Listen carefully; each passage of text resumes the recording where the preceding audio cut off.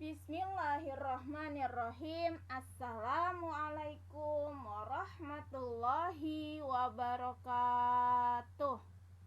Kaifa halukum? Semoga kalian semua dalam keadaan sehat walafiat ya. Bertemu lagi dengan Ibu Mufidah.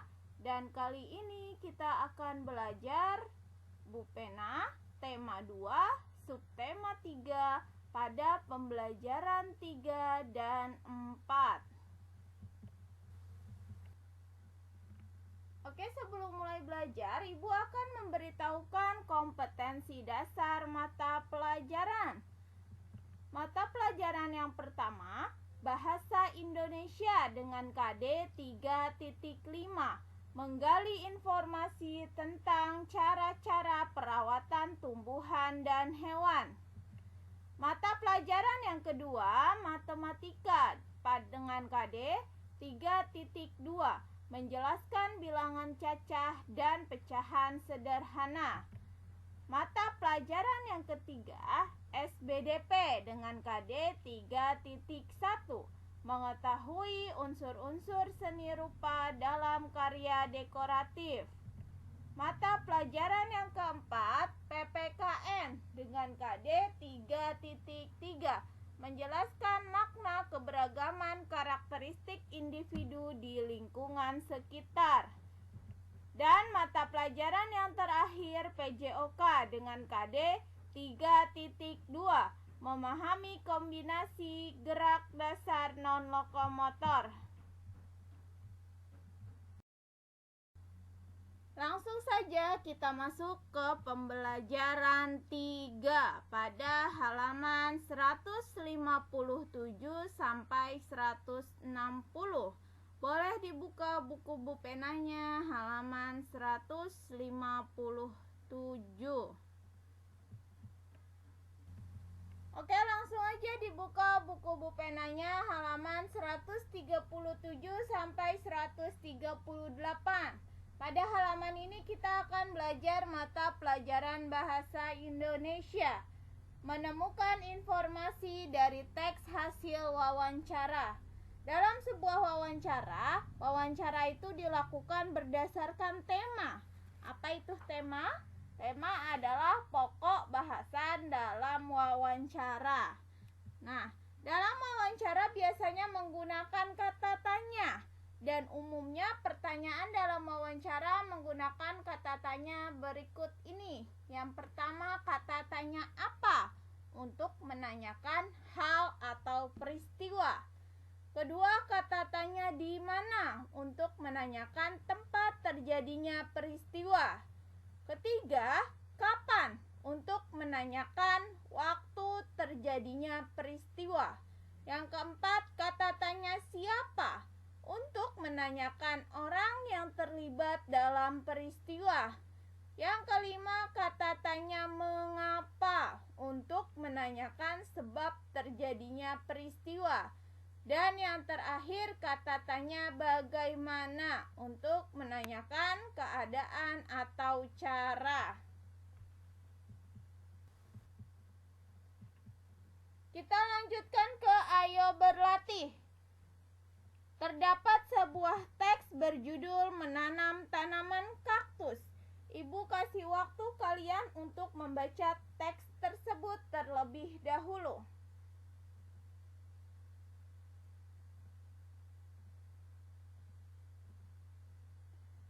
Oke, kita lanjutkan. Di situ perintahnya nomor 1, buatlah minimal 3 kalimat tanya menggunakan kata tanya yang tepat berdasarkan teks menanam tanaman kaktus di atas. Kalau di sini diminta untuk bertukar dengan teman sebelahmu, tapi karena kita lagi belajar di rumah, langsung saja Ibu bahas, Ibu berikan contoh kata tanya beserta jawabannya sesuai dengan teks menanam tanaman kaktus. Kata tanya yang pertama atau soal yang pertama, bagaimana cara menanam tanaman kaktus? Jawabannya yang pertama, sediakan pot, letakkan kerikil dan tanah, selanjutnya pindahkan kaktus ke dalam dalam pot dan padatkan lagi dengan tanah, dan terakhir beri sedikit air. Gak usah banyak-banyak, karena tanaman kalau diberi air yang banyak juga bisa mati. Pertanyaan yang kedua, apa kegunaan kaktus? Ini menggunakan kata tanya apa. Jawabannya sebagai tanaman hias. Dan kata tanya yang ketiga, di mana kita bisa menjadikan kaktus sebagai hiasan? Jawabannya di rumah. Jadi di sini Ibu bikin 3 kalimat tanya dengan 3 kata tanya. Yang pertama bagaimana, yang kedua apa, dan yang ketiga di mana. Bisa ya kalian? Kita lanjutkan matematika pada halaman 159. Menghitung hasil penjumlahan menggunakan garis bilangan.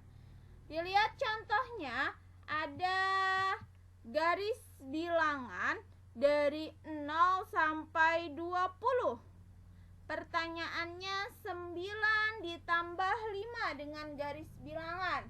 Jadi pertama kita buat garis terlebih dahulu dari 0 sampai 9. Setelah itu kita tambah 5 titik setelah 9. Maka ada di titik 14. Jangan lupa di atasnya dari 9 sampai 14 kita bikin garis baru. Jadi ada 2 garis. Maka 9 ditambah 5 sama dengan 14.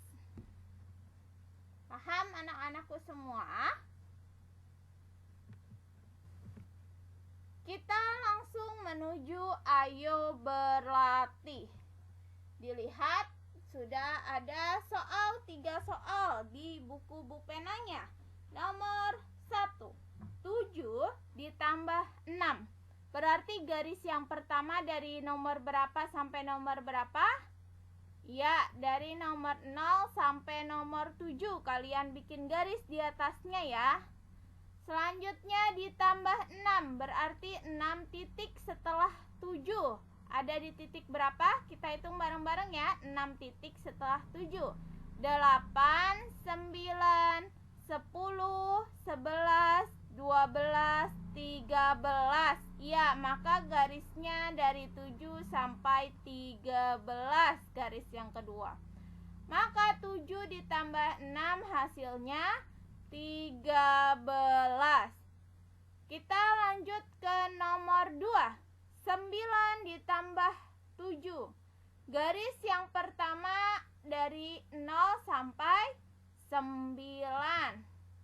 Garis yang kedua 7 setelah 9. 7 angka setelah 9. Kita hitung bareng-bareng ya. 7 angka setelah 9.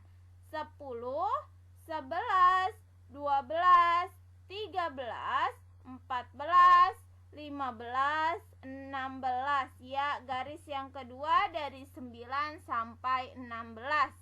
Digambar ya, langsung di buku bupenanya. Maka 9 ditambah 7 hasilnya 16. Lanjut ke soal nomor 3. 8 ditambah 8. Maka garis yang pertama dari 0 sampai 8. Garis yang kedua 8 angka setelah 8. Kita hitung bareng-bareng ya.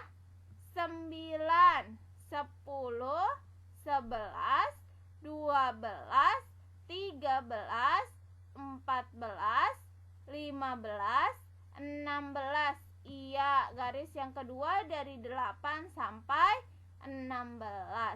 Maka 8 ditambah 8 hasilnya 16. Pintar semuanya, bisa semuanya ya. Kita lanjutkan pada halaman 160, mata pelajaran SBDP. Motif hias berbentuk tumbuhan pada karya seni. Bentuk motif hias terdapat pada karya seni yang berupa kain, guci, piring, lemari, atau rumah adat. Jenis motif hias ada dua. Yang pertama, motif hias geometris. Dan yang kedua, motif hias non-geometris. Jadi ada geometris, ada non-geometris. Motif hias geometris adalah motif hias yang menggunakan unsur-unsur garis dan bidang yang disusun berulang hingga membentuk motif yang menarik. Contohnya ada pada batik kawung yang berasal dari Yogyakarta. Jadi contoh batik yang ada motif hias geometrisnya adalah batik kawung ya.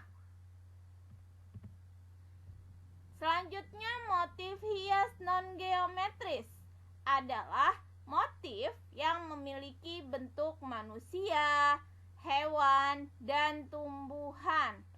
Motif tumbuhan biasanya disebut sulur-suluran. Contohnya ada pada batik buketan yang asal dari Pekalongan. Jadi kalau motif hias geometris ada pada batik kawung dari Yogyakarta. Kalau motif hias non-geometris contohnya ada pada batik buketan dari Pekalongan. Bisa dibedakan ya. Kalau yang geometris menggunakan unsur garis dan bidang yang disusun secara berulang. Sedangkan kalau yang non-geometris bentuknya manusia, hewan, dan tumbuhan.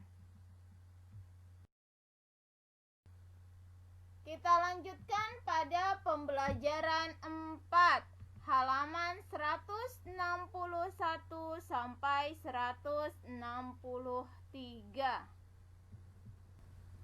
Langsung kita lanjutkan ke halaman 161, mata pelajaran PPKN. Hak dan kewajiban anggota keluarga di rumah. Kalau pembelajaran sebelumnya sudah diberitahukan apa itu hak dan apa itu kewajiban. Kalau kewajiban sesuatu yang harus kita laksanakan, kan wajib, kewajiban, maka harus dilaksanakan. Kalau hak sesuatu yang kita dapatkan setelah melaksanakan kewajiban. Jadi kalau mau dapat hak harus melaksanakan kewajiban terlebih dahulu ya.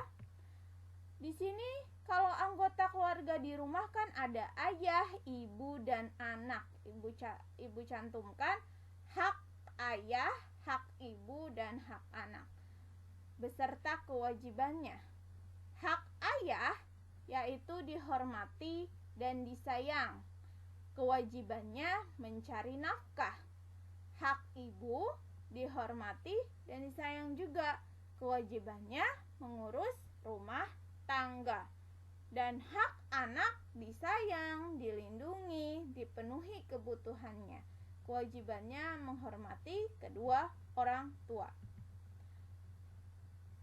Antara hak dan kewajiban harus dilaksanakan secara seimbang. Jadi kita perlu menjaga keseimbangan antara hak dan kewajiban.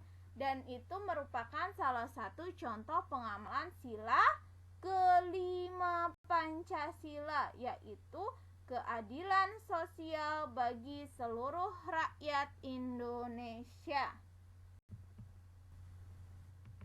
Oke, Ibu tambahkan sedikit catatan tentang hak dan kewajiban anggota keluarga di rumah. Berikut beberapa contoh hak dan kewajiban orang tua di rumah. Haknya yang pertama, dihormati oleh anggota keluarga yang lain. Yang kedua, mendapat kasih sayang dari anggota keluarga. Kewajibannya yang pertama mencari nafkah bagi seluruh anggota keluarga. Biasanya yang mencari nafkah ayah. Yang kedua, menyediakan kebutuhan seluruh anggota keluarga. Kebutuhan makannya, pakaiannya, tempat tinggal itu disediakan. Yang ketiga, merawat anak-anak dengan kasih sayang. Dan yang keempat, memberikan contoh yang baik bagi anak-anak. Kalau tadi contoh hak dan kewajiban orang tua, sekarang contoh hak dan kewajiban anak di rumah. Yang pertama, haknya, hak anak mendapat kasih sayang dari orang tua dan saudara. Kakaknya, adiknya juga ya, harus dapat kasih sayang dari saudara masing-masing. Yang kedua, mendapat pendidikan yang layak. Dan yang ketiga, terpenuhi kebutuhan hidupnya. Apa kewajiban anak? Yang pertama, patuh dan menghormati orang tua. Ini wajib. Yang kedua, belajar dengan rajin. Ayah kamu udah bayarin kamu sekolah, maka tugas kamu, kewajiban kamu adalah belajar dengan rajin. Yang ketiga, membantu orang tua mengerjakan pekerjaan rumah. Bantu mama nyapu, ngepel, cuci piring, kalau bisa bantu masak ya. Bantu sebisanya aja. Yang penting bukan ngeberantakin rumah. Kasihan mamahnya. Kita lanjutkan ke ayo berlatih di halaman 162. Di situ ada dua tabel. Tabel yang pertama hak, yang A. Tabel yang B kewajiban. Dan perintahnya untuk menuliskan anggota keluarga yang memiliki hak dan kewajiban seperti di tabel. Kita bahas ya, tabel hak dulu yang pertama. Mendapat kasih sayang, haknya siapa? Seluruh anggota keluarga. Orang tua berhak dapat kasih sayang dari anak, anak juga berhak dapat kasih sayang dari orang tua. Jadi seluruhnya. Yang kedua, mendapat pendidikan yang layak adalah hak anak. Yang ketiga, mendapat pakaian yang layak adalah hak anak. Yang keempat, mendapat waktu bermain yang cukup adalah hak anak. Yang kelima, dihormati dan dihargai adalah hak orang tua. Yang keenam, mendapat rasa aman adalah hak seluruh anggota keluarga. Orang tuanya juga, anaknya juga harus aman ya. Selanjutnya, kewajiban di rumah. Kewajiban yang pertama, menghormati orang tua. Kewajibannya siapa? Anak. Membantu orang tua, kewajibannya anak. Mencari nafkah, kewajibannya ayah. Mengurus rumah tangga, kewajibannya ibu. Mendidik anak dengan baik, kewajibannya orang tua. Kalau orang tua di ayah dan ibu ya. Dan terakhir, hidup rukun dengan anggota keluarga, kewajibannya seluruh anggota keluarga. Kita lanjutkan pada halaman 163, mata pelajaran bahasa Indonesia. Menyajikan informasi dari teks hasil wawancara dalam bentuk tabel. Jadi ibu kasih contoh, kamu membuat pertanyaan wawancara dalam bentuk tabel. Tapi sebelumnya kamu harus menentukan judul wawancaranya terlebih dahulu. Nah, kalau di sini ibu memberi contoh judulnya cara menanam tanaman kaktus. Ya. Contoh kata tanyanya yang pertama, kata tanya apa? Pertanyaannya, apa kegunaan kaktus? Yang kedua, bagaimana? Pertanyaannya, bagaimana cara menanam tanaman kaktus? Yang ketiga, di mana? Pertanyaannya, di mana kita bisa menjadikan kaktus sebagai hiasan? Yang keempat, mengapa? Pertanyaannya, mengapa kaktus menjadi tanaman yang banyak diminati? Yang kelima, kapan? Kapan waktu yang baik untuk menyemprotkan tanaman kaktus? Ya, jadi ibu hanya memberikan 5 contoh kalimat tanya dalam bentuk tabel. Kalau masih bingung tabel itu apa, yang di kotak-kotak itu namanya tabel ya. Paham semuanya?